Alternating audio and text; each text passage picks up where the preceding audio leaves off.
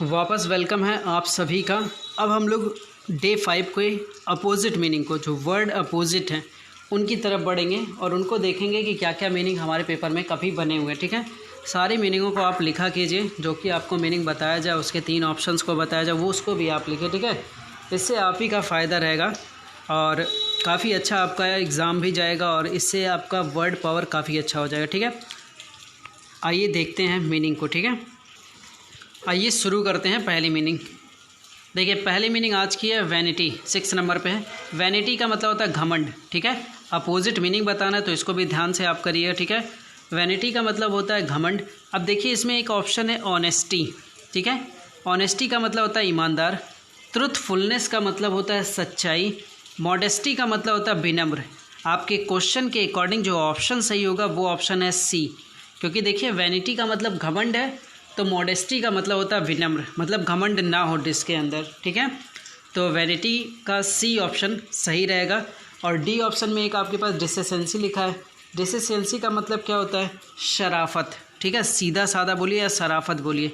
तो vanity question के according आपका ऑप्शन कौन सा सही है? मॉडेस्टी, जिसका मतलब होता है विनम्र।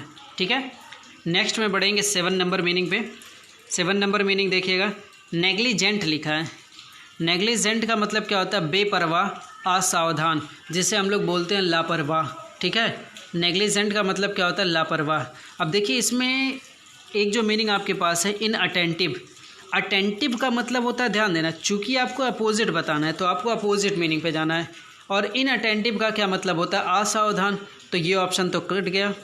फिर देखिए, इम्प्रूडेंट लिखा है। इम्प्रूडेंट का मतलब भी होता है असावधान। ठीक है, असावधानी या फिर असावधान, तो ये भी ऑप्शन क्रॉस हो गया। इनसिग्निफिकेंट ऑप्शन भी क्रॉस हो गया, क्योंकि इनसिग्निफिकेंट का मतलब होता है तुच्छ। ठीक है, सिग्निफिकेंट का मतलब शानदार, इनसिग्निफिकेंट का मतलब तुच्छ।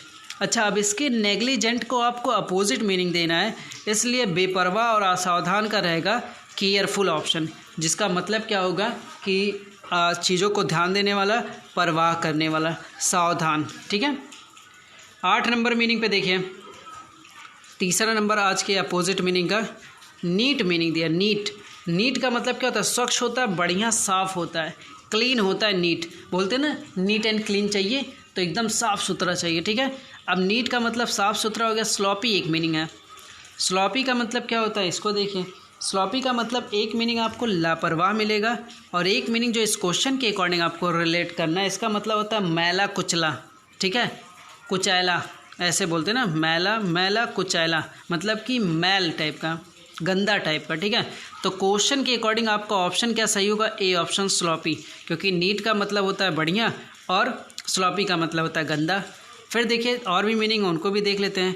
फ्रेगरेंट का मतलब होता है सुगंधित। ठीक है, स्प्रूस का मतलब होता है बना ठना, मतलब साफ़ सुथरा, ये भी। ठीक है, ऑर्डरली का मतलब भी होता है क्रम में, मतलब एक तरीके से ये तीनों पॉजिटिव है, तो यही एक नेगेटिव मीनिंग था। अब ऑप्शन नीट के अकॉर्डिंग क्या रहेगा? A option. ठीक है, 9 नंबर पे चलते हैं अपने। विक्ट, क्या लिखा है? विक्ट लिखा है, विक्ट। ठीक है, विक्ट, विक्ट का मतलब होता है दुष्ट होता है, बुरा होता है। ऑप्शन पे चलते हैं। कनिंग का मतलब होता है धूर्त, चालाक, मतलब ये भी एक तरीके का वही मीनिंग है जो इसका अपोजिट ना होने का दावा करता है, मतलब सेम दावा कर रहा है। कनिंग का मतलब होता है दुष्ट या बुरा, या कह सकते हैं धूर्त या चालाक। गुड का मतलब देखिए, गुड का मतलब होता है अच्छा, मतलब कि बुरा ना हो, दुष्ट ना हो, मतलब एक अच्छा हो, और कह सकते हैं सबका भला चाहता हो। ठीक है, तो क्वेश्चन के अकॉर्डिंग आपका ऑप्शन जो सही है वो ऑप्शन रहेगा गुड। ठीक है, विक्ट का मतलब होता है दुष्ट बुरा, ऑप्शन उसका अपोजिट गुड। अच्छा, आपको लग रहा होगा बड़ा आसान सा ऑप्शन है। भाई, मेरे क्वेश्चन ऐसे ही आए हुए हैं, तो वही मैं आपको प्रैक्टिस करा रहा हूँ। ठीक है, एक तरीके से आपको ये चीज़ देखते चले, मीनिंग भी आपको याद हो रहा है, एक तरीके से आप देखते चले जा रहे हैं कि पेपर में क्या पूछा जाता था। ठीक है, और आगे कैसे कैसे क्वेश्चंस मिलेंगे। ट्रिकी का मतलब होता है धोखेबाज।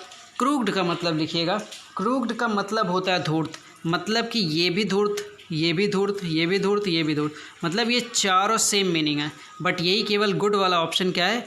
एकदम अलग है, यही एक पॉजिटिव मीनिंग है, मतलब कि इसका अपोजिट जो रहेगा वो क्या रहेगा? गुड रहेगा। लास्ट देखिए, 10 नंबर पे आपके पास है ब्लॉक। अभी सब याद करने की जरूरत नहीं है, ब्लॉक वगैरह, इसमें पूरा कोई ऑप्शन याद करने वाला है ही नहीं। ठीक है, ब्लॉक का मतलब होता है बंद करना, बाधा डाल देना, तो ऑप्शन इसका ए करेक्ट होगा। ए करेक्ट होगा, क्या करेक्ट होगा? चलिए देखते हैं। क्लीन का मतलब होता है साफ़, नहीं ये करेक्ट नहीं होगा। इसका मतलब तो केवल साफ़ होता है, ना कि ये होता है कि मुक्त कर देना या बाधा मुक्त कर देना, ठीक है। ईज़ी का मतलब क्या होता है? ईज़ का मतलब होता है ईज़ की मीनिंग देखते हैं। Ease, EASE, ease. ईज़ का मतलब क्या होता है? ईज़ का मतलब होता है एकदम शांत या आराम, ठीक है। क्योर का मतलब आपको पता है स्वस्थ होना। क्लियर का मतलब होता है एकदम मुक्त करना, ठीक है। यही ऑप्शन क्वेश्चन के अकॉर्डिंग सही रहेगा भैया, ठीक है। ब्लॉक्ड मतलब ब्लॉक का मतलब बंद करना, तो क्लियर का मतलब खोल देना। ब्लॉक का मतलब बाधा डालना, तो क्लियर का मतलब मुक्त करना, ठीक है। तो ये आपका अपोजिट मीनिंग भी था। काफ़ी आसान भी मीनिंग है, टफ भी है, आसान भी है, मतलब कुल मिला जुला के एक तरीके से अच्छा क्वेश्चन भी है, ठीक है। ऐसे ही आपको अच्छे चीज़ों को प्रैक्टिस कराया जाएगा आने वाले दिनों में। मतलब जब आप 3-4 टॉपिक, दो एक टॉपिक कवर कर लेंगे, ठीक है, तो मैं और भी कुछ चीज़ों को इसमें शामिल करने वाला हूँ। चूँकि आपको पेपर देखना बहुत ज़रूरी है, तो मैं पेपर दिखाना शुरू करूँगा और उसकी प्रैक्टिस कराऊँगा, ताकि आप प्रीवियस ईयर के सारे पेपरों को अच्छे से कंठस्थ कर लें, ठीक है। चलिए आज के लिए इतना ही।